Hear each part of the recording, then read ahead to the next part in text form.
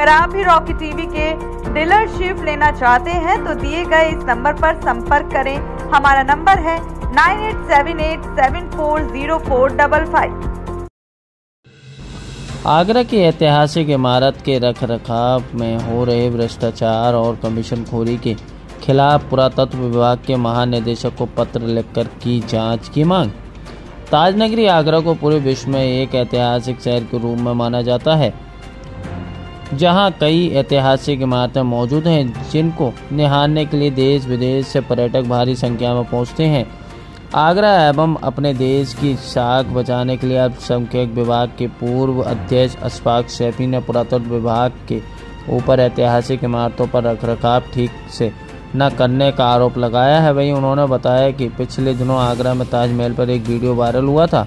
कुछ लोगों ने स्मारक परिसर में मूत्र करने का ऐसा ही कई वीडियो आए दिन सोशल मीडिया पर वायरल होते हैं, जिससे आगरा शहर की ओर देश की छवि धूमिल हो रही है।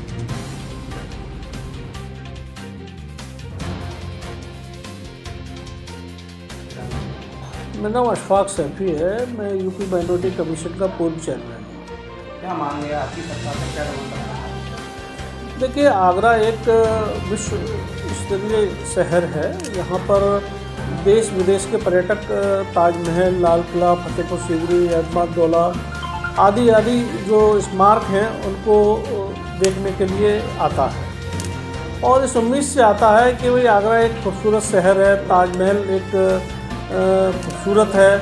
और वहीं कुछ अधिकारी जो हैं, जो यहाँ पर आपके ASI के अधीक्षण पुरातत्वविद श्री राजकुमार पटेल जी के द्वारा यहाँ पर जो असुविधाएं हो रही हैं, जो समस्याएं पर्यटकों को हो रही हैं, आपने देखा होगा अभी कुछ दिन पहले सोशल मीडिया पर एक मूत्र करते हुए व्यक्ति वहाँ पर दिखाई दे रहे हैं। ये मतलब कैसी अशोभनीय स्थिति है। और वहीं अभी 2 दिन पहले एक पर्यटक के ऊपर बंदरों ने हमला कर दिया, जिसके कारण वो गंभीर रूप से घायल हो गई। तो इस तरीके की अगर घटनाएं होंगी, वहाँ लपकागिरी बड़े पैमाने पे हो रही है।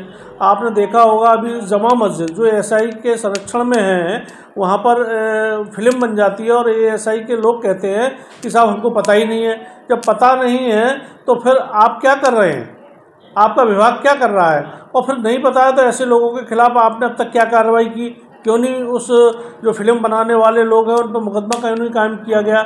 अभी आप फतेहपुर सीकरी जाइए, फतेहपुर सीकरी के अंदर माननीय सर्वोच्च न्यायालय द्वारा रोक लगाई गई है कि अंदर किसी प्रकार की कोई भी दुकान नहीं लगाई जाएगी। इसके बावजूद भी यहाँ फूल है, चादर है और आपके क्या नाम है, नॉन वेज की बिरयानी बिक रही है, वहाँ पे हलीम बिक रहा है, पानी की बोतलें बिक रही हैं, प्रतिबंध तंबाकू और आपके पान, बीड़ी, सिगरेट बिक रहे हैं। इन सब की जो होने वाली आमदनी है वो एक तरीके से जो राजकुमार पटेल जी हैं उन्होंने अपना पूरा रैकेट फैला रखा है और उन सब से जो अवैध वसूली होती है उसका एक बहुत बड़ा हिस्सा उनके पास जाता है, जिसके कारण कहीं भी कोई काम ढंग से नहीं हो रहा है। और इसके कारण हमारे आगरा की और हमारी सरकार की, माननीय मोदी जी की और माननीय उत्तर प्रदेश के मुख्यमंत्री जी की छवि धूमिल करने का काम ये राजकुमार पटेल जी कर रहे हैं। इसके अतिरिक्त आप देखिए ताजमहल के बाहर पान, बीड़ी, पानी बेच रहे हैं। पर्यटकों से 200-200 रुपये की एक बोतल बेची जाती है, वसूली की जाती है। मैं ये नहीं कह रहा हूँ, आप स्वयं जाकर अपने कैमरामैन के साथ जाइए और वहाँ पे इस बात का नज़ारा देखिए किस प्रकार से लाल किले के बाहर जो अवैध दुकानें लगी हुई हैं, अवैध पार्किंग बनी हुई हैं और ताजमहल के आसपास जो इस तरीके से चीज़ें चल रही हैं, उन सब पर आप अपनी जानकारी, और जो मुझे विशेष सूत्रों से पता चल रहा है कि फर्जी एस्टीमेट बनाए जाते हैं। एक फर्जी जो इंजीनियरों को बुलाकर फर्जी एस्टीमेट बनाए जाते हैं और फर्जी एस्टीमेट से उनका बड़े पैमाने से भुगतान होता है, जिससे जो यहाँ के आपके जो राजकुमार पटेल जी हैं उन्होंने अकूत संपत्ति इकट्ठी कर रखी है।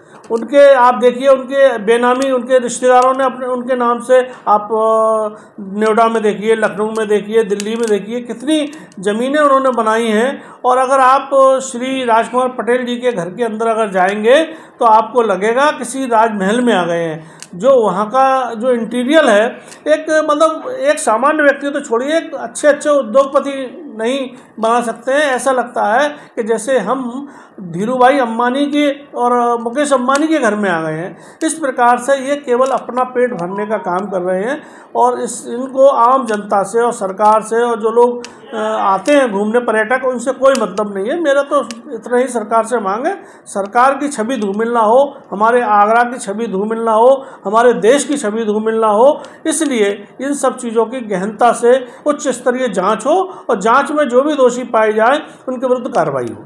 इसकी शिकायत आपने कहाँ की है? मैंने देखिए माननीय प्रधानमंत्री जी को की है, मैंने ईडी को की है और मैंने जो इनके जो महानिदेशक हैं एएसआई के महानिदेशक जी से की है। मैंने सभी जगहों पर शिकायत की है, माननीय मुख्यमंत्री जी से भी की है कि इन सब घटनाओं को लेकर आप एक उच्च स्तरीय जांच कराइए, जिससे आपको दूध का दूध पानी का पानी हो जाए। और जो इन लोगों ने अकूत संपत्ति बेनामी इकट्ठी की है उसकी भी जांच होनी चाहिए। इनसे बाकायदे एफिडेविट लेना चाहिए कि भाई आपके पास कितनी धन संपदा है और जब यहाँ पर आए हैं तो उसके बाद इनकी धन संपदा कितनी बड़ी है। आप देखिए, मैं बहुत ज़्यादा गहराई में नहीं जाना चाहता हूँ। बाकी अगर आप इनकी शादी में इनकी मिसेस को देखेंगे तो करोड़ों रुपए के हीरो का हार पहन के जाती हैं। आखिर भाई इतना एक एएसआई के अधीक्षण पुरातत्वविद के पास इतना पैसा आ कहाँ से रहा है। इन सब बिंदुओं पर भी जांच हो। इनके जो परिवार के जो रिश्तेदार हैं, इनके जो साले हैं, ससुराल पक्ष है, इनके भाई भतीजे, इन सब की जांच होनी चाहिए। इनके पास आकर इतना पैसा कितने दिन में आया, ये संपत्तियां कहाँ से आईं। आपको कोई आश्वासन नहीं? नहीं, मैंने अभी शिकायत की है। शिकायत के बाद निश्चित रूप से मुझे विश्वास है जांच होगी और जांच में, क्योंकि ये मोदी और योगी की सरकार है, यहाँ कोई भी भ्रष्टाचारी बख्शा नहीं जाएगा। निश्चित रूप से जो दोषी पाए जाएंगे उनके खिलाफ कार्रवाई होगी। मुझे सरकार पर पूरा भरोसा है।